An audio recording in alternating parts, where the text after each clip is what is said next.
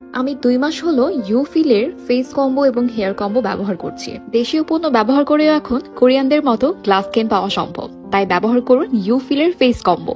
এই জন্য ৩টা স্টেপ ফলো করতে হবে। First step, activated charcoal soap দিয়ে ফেস ওয়াশ করে নিব।